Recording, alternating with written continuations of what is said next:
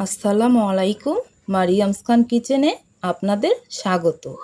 আজকে বানাবো ভাপা পিঠা। চাল বাটা ঝামেলা ছাড়াই সুজি দিয়ে নরম তুলতুলে ভাপা পিঠা বানাবো। চলে আসলাম মূল উপকরণে। এখানে আমি 2 কাপ সুজি নিয়েছি, 1/4 কাপ চিনি নিলাম।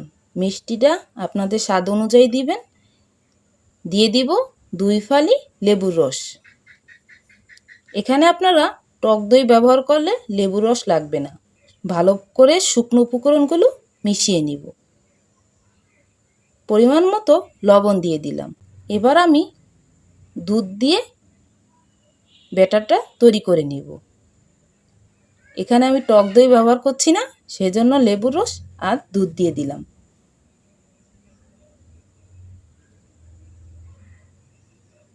ব্যাটারটা একদম রেডি।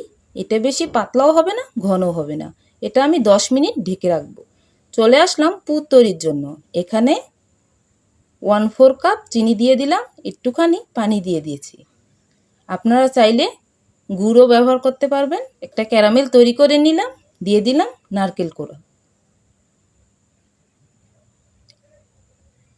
ক্যারামেলের সাথে ভালোভাবে নারকেলগুলো মিশিয়ে নিব। দেখুন নারকেলের পুরের কালারটা একদম চলে আসছে, হাতে আঠালো ভাব চলে আসছে। এই পর্যায়ে আমি নামিয়ে নিব। নামিয়ে গরম অবস্থায় এটাকে আমি লম্বা আকার করে নিব। পুরটা দেখতেই পাচ্ছেন কিভাবে আমি নিচ্ছি। ঠান্ডা হয়ে গেলে এটা জমাট বাঁধবে না, সেজন্য হালকা গরম অবস্থায় এটা বানাতে। একটা বানানো হয়ে গেছে। এভাবে আমি 3টা বানিয়ে নিয়েছি। ব্যাটারটা একদম রেডি আমার। এখানে আমি গ্লাস নিয়েছি, তেল দিয়ে দিলাম গ্লাসে, সুজির ব্যাটারগুলো দিয়ে দিলাম। এবার মাঝখানে নারকেলের পুরটা দিয়ে দিব। বেশি হয়ে গেছে, একটু কমিয়ে নিলাম।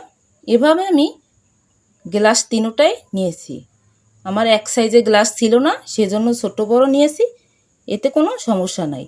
এখানে আমি ভাপের জন্য একটি কড়াইতে পানি দিয়েছি, গ্লাসগুলো দিয়ে দিব।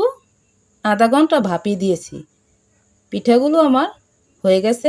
আধা ঘন্টা পর আসলাম, ওগুলো ঠান্ডা করে একটু ঝাঁকিয়ে নিচ্ছি। দেখতেই পাচ্ছেন কিভাবে। এবার পিছনে একটু ঝাঁকিয়ে নিব, বের হয়ে আসছে। পিঠাটা দেখুন কতটা সুন্দর হয়েছে, একদম তুলতুলে হয়েছে। দ্বিতীয়টা হয়ে গেছে। এভাবে আমি 3টা গ্লাসে থেকে বের করে নিলাম। খুব ভালোভাবে হয়েছে পিঠাগুলো আমার। এবার আমি একটা কেটে দেখাচ্ছি। দেখুন কতটা সুন্দর হয়েছে। এটা দেখতে যত সুন্দর, এটা খেতেও অনেক মজা। এভাবে আপনারা বানিয়ে নিতে পারেন খুব অল্প সময়ে। আজ এ পর্যন্তই। ভালো থাকবেন, সুস্থ থাকবেন, আর আমার চ্যানেলটি সাবস্ক্রাইব করে দিবেন, লাইক কমেন্ট করবেন। আল্লাহ হাফেজ।